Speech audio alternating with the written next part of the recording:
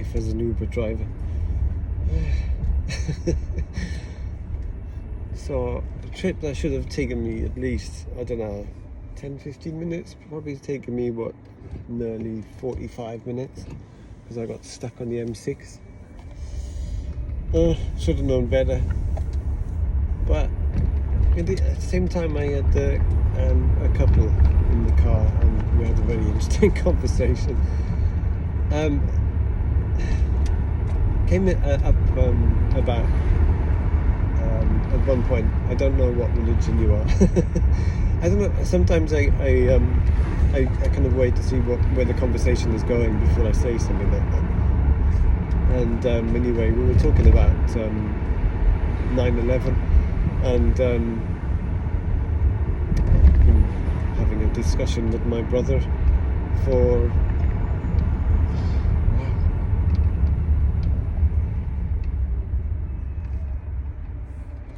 all day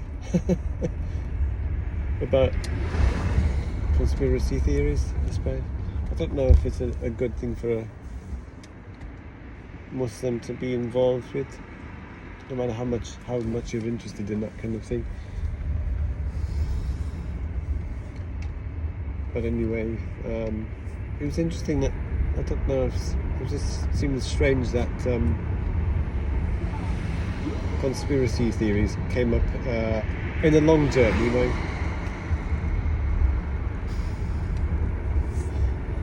Interesting chap. He was talked about having a difficult upbringing, and that he's lost connection with his family, and he's glad of it, he said. And I asked him personal questions, you know, what was the reasons, and they'd said that he would amount to nothing,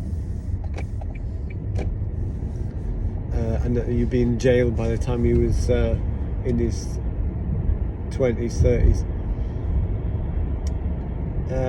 Oldest boy in the house, and he's quite proud of the fact that he's made it. He said that I'm now getting more money doing what I do now than any of them combined. It's interesting, as a Muslim who have two very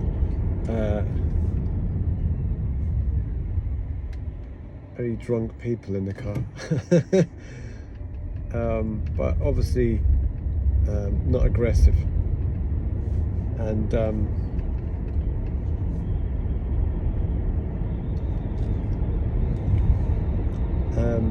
just trying to find things that we have in common, and the fact that some people, drunk people don't intimidate me. It's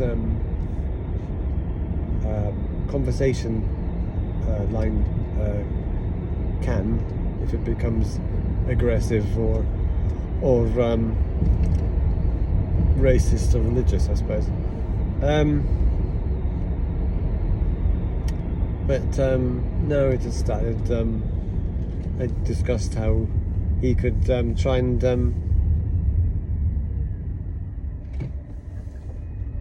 make it back with his family. It was interesting. It came up about his younger brother, and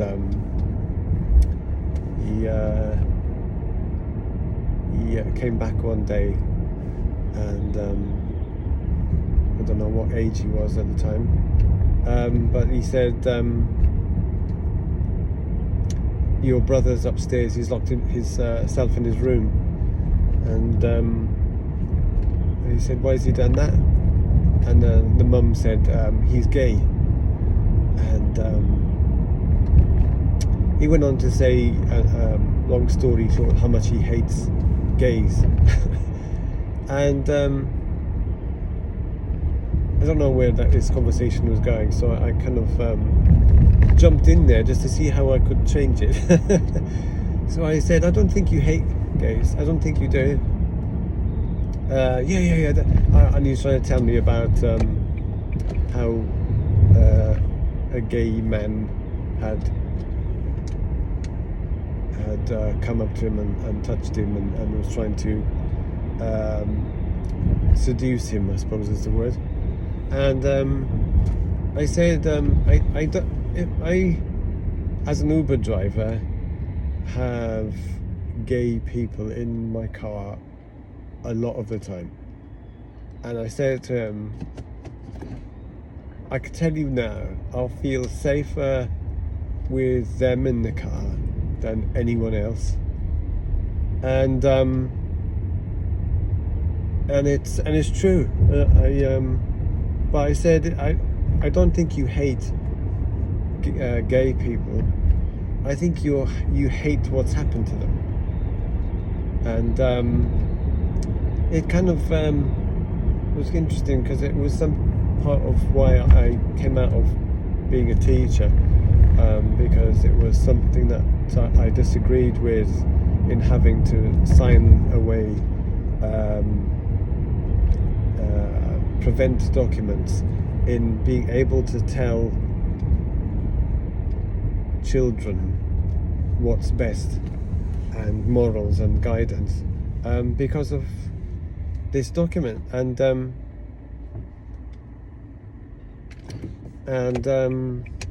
you know, he asked me, was it some, what did you teach? I said I was an art teacher, but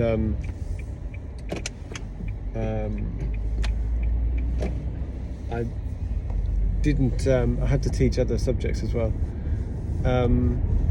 but I didn't need to or have to teach sexual education, which I was quite glad of, but it did come into my own subject matter, which was strange.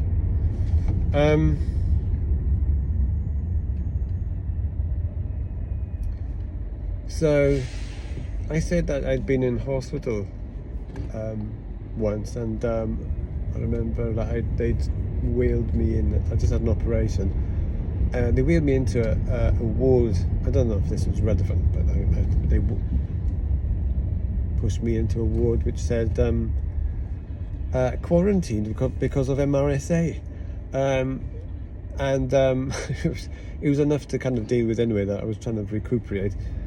And anyway, there was one person that looked after me more than many, was this gay man who was very caring. I'm using a lot of analogies and stories to kind of prove a point, but at the same time, it was interesting that he brought up his own thoughts on having this kind of thing in front of him and in this country, and for children to be subjected to it, and he went on to speak about being safe on the road, but I said, but you wouldn't be, it's not being not safe because of gay people on the road, you're being unsafe because there are people who are aggressive.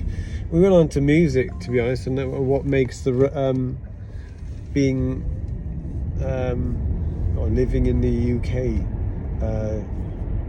difficult. He started mentioning about the boats and Sikhs for some reason, but